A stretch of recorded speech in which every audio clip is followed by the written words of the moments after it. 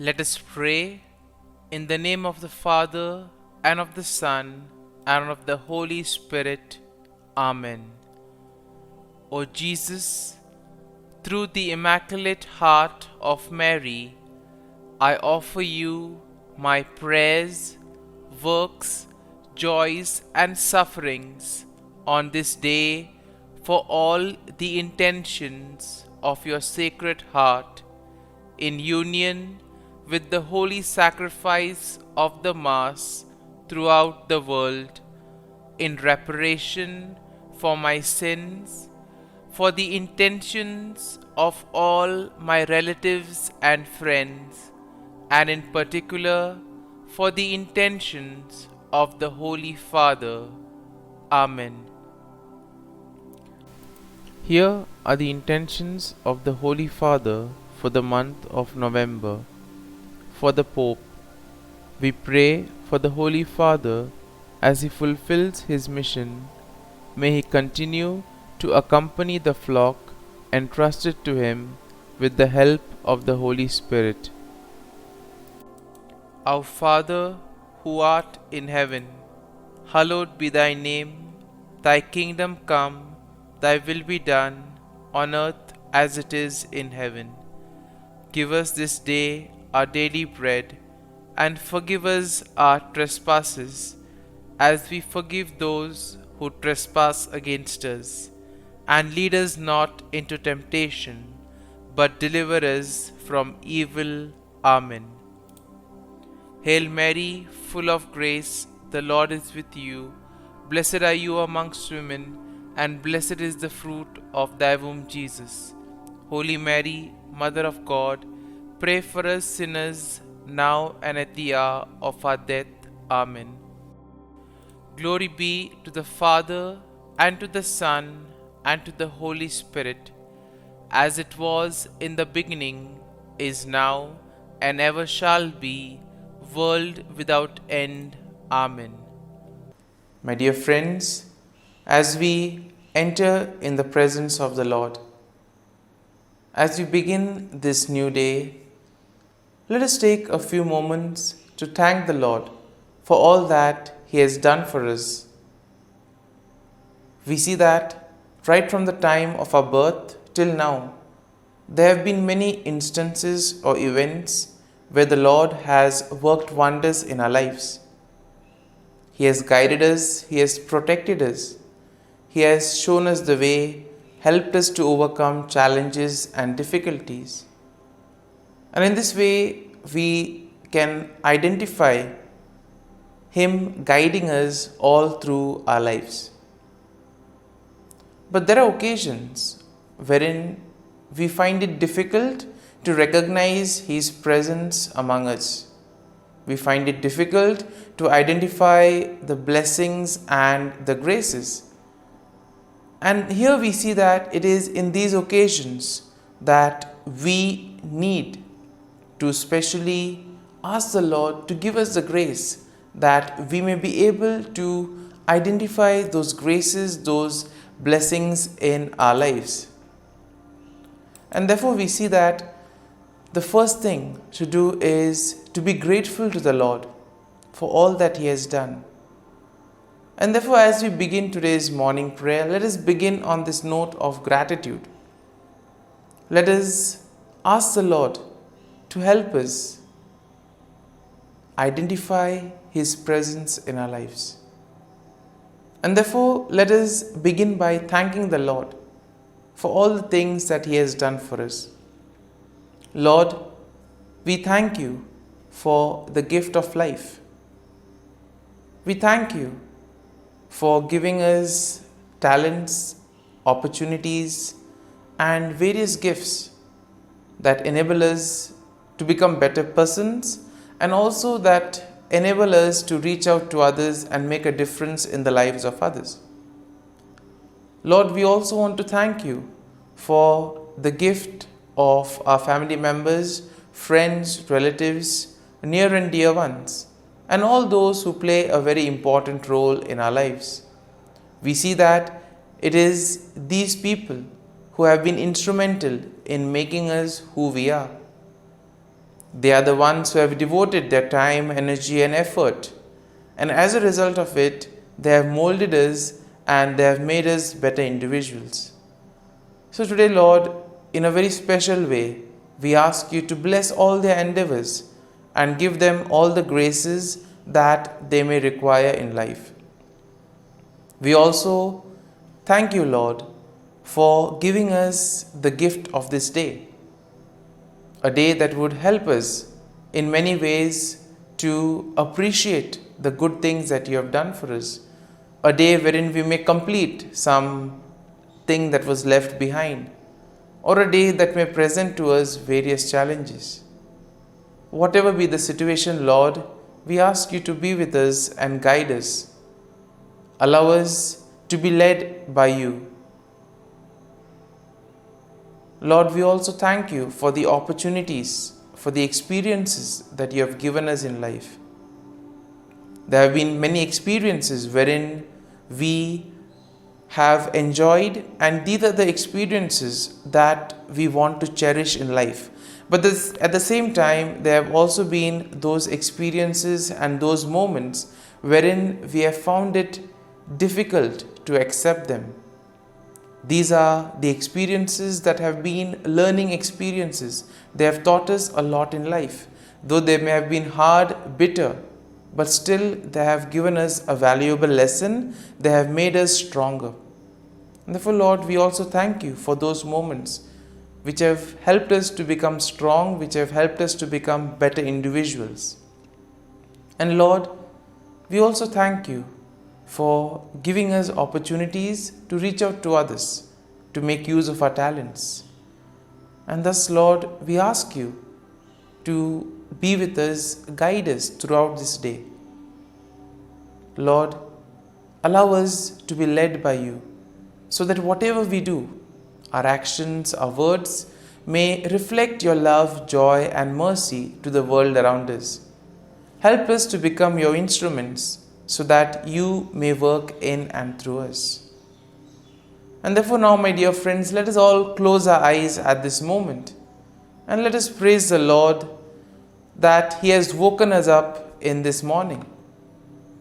We thank Him for the good health that He has given us, for the good night's rest.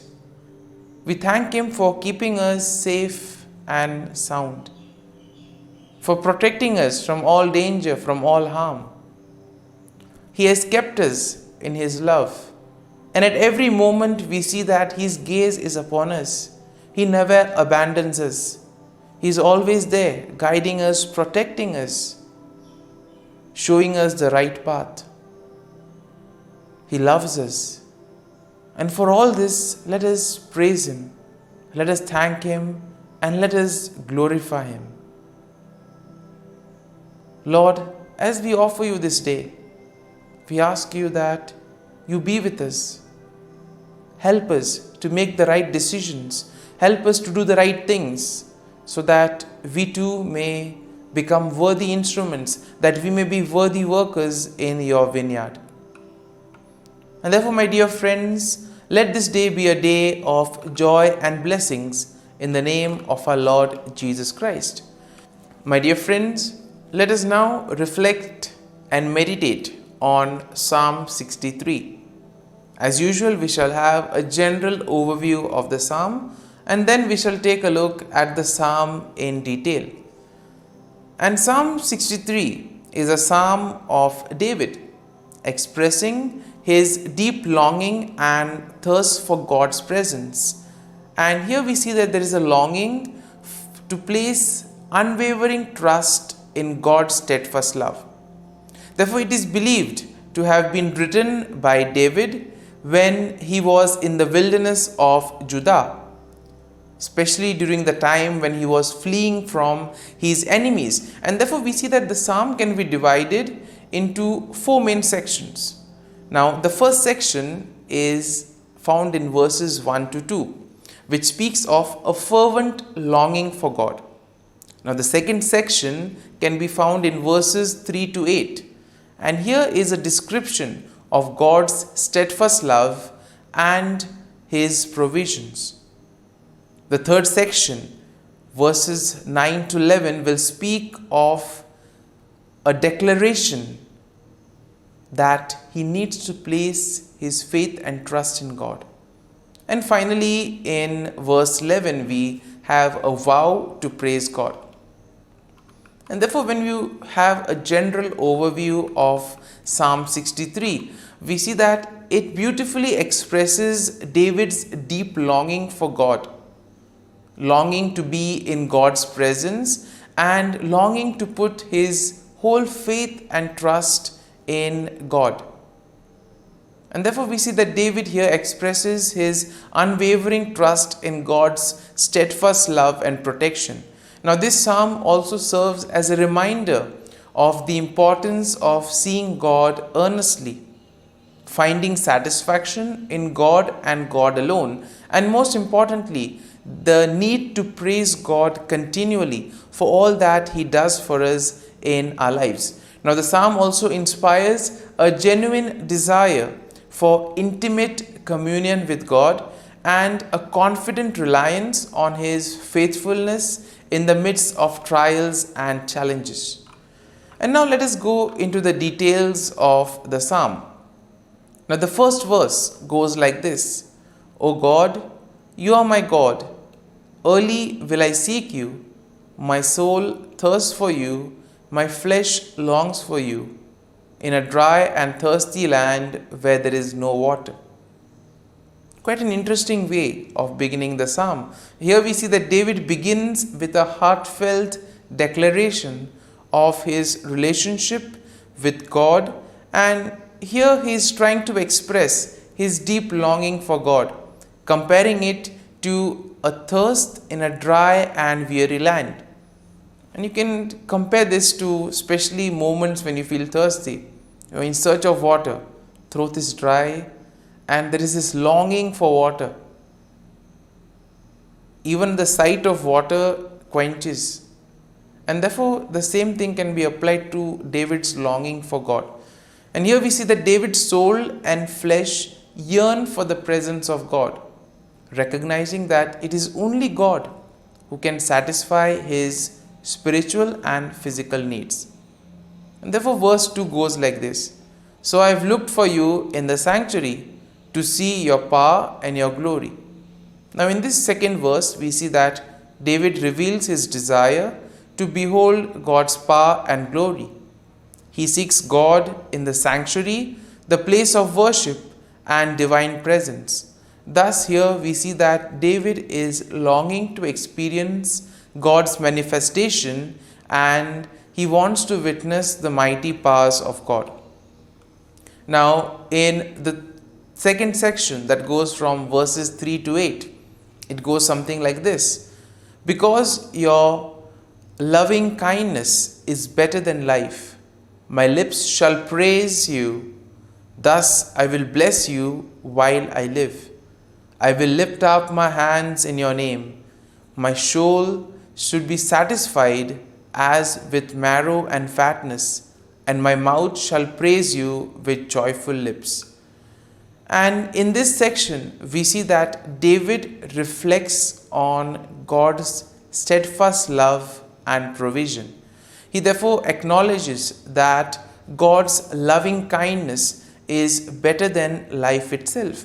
And this leads David to commit himself to praise God with his lips, with his actions, and thus lifting his hands in worship to God. Because he says that the words of the God are so great, the works of God, the actions, the deeds are so great that it evokes him to praise and thank the Lord for all that he has been doing. And therefore we see that David finds deep satisfaction and joy in God. His entire solace and security is in God. And therefore here we see that David meditates on God day and night, and he rejoices in the shelter that God provides him. And here we have the imagery of finding shelter in God's wings. Here we see that David will declare his unwavering devotion and trust in God, acknowledging that God's right hand upholds and sustains him. Now in verses 9 to 10 go like this: But those who seek my life to destroy it shall go into the lower parts of the earth. They shall fall by the sword, they shall be a portion for jackals. And here we see that in this section, David shifts his focus to his enemies. And here David places all his faith, trust and confidence in God's protection. He declares that those who seek to harm him will ultimately face destruction and they will be defeated. In contrast, we see that David, as the king, will rejoice in God. He declares that those who swear by God will find glory, while those who speak lies will be silenced. And this moves us or brings us to the final verse of the psalm.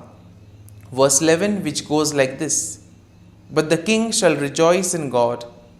Everyone who swears by him shall glory, but the mouth of those who speak lies shall be stopped. Here the psalm concludes with a final affirmation of praise and glory to God. Therefore, David declares that he is the one who needs to place his faith and trust in God. David declares that as the king, he will rejoice in God. He acknowledges that those who do the will of God will find glory, but those who wander away from the Lord will ultimately meet their destruction. And in this way, we see that the psalm encourages us to place our faith and confidence in the Lord. And therefore, my dear friends, let us spend a few moments in silence, reflecting on this psalm. Maybe a word or a thought or a verse would have touched us. We may have been inspired by something that we have heard. Remain with that. Allow it to take root in you. And therefore, as we spend these moments in silence, let these thoughts or this verse take root in you. Go once again back to it and try to see what the Lord is communicating to you through that verse, through that thought. And therefore, allow the psalm to take root in you, so that ultimately your words, actions and thoughts may become just like the ones of Jesus, spreading and building the kingdom of God on earth.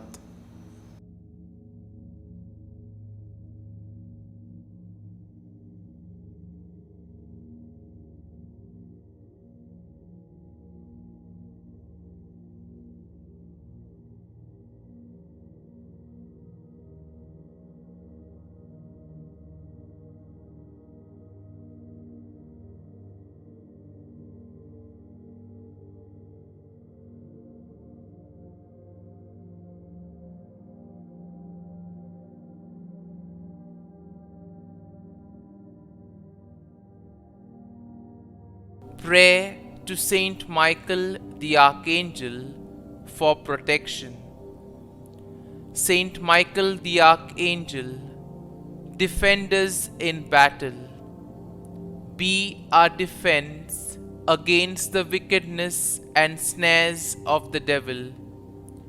May God rebuke him, we humbly pray. And do thou, O Prince of the heavenly hosts, by the power of God, thrust into hell Satan and all the evil spirits who prowl about the world, seeking the ruin of souls. Amen. Act of Adoration. O Sacrament most holy, O Sacrament divine, all praise and all thanksgiving be every moment thine. Saint Gertrude, prayer for souls in purgatory. Eternal Father, I offer Thee the most precious blood of Thy divine Son, Jesus, in union with the masses said throughout the world today, for all the holy souls in purgatory, for sinners everywhere, for sinners in the universal church, those in my own home and within my family. Amen. May the divine assistance remain always with us, and may the souls of the faithful departed through the mercy of God rest in peace. Amen. Glory be to the Father, and to the Son, and to the Holy Spirit, as it was in the beginning, is now, and ever shall be, world without end. Amen.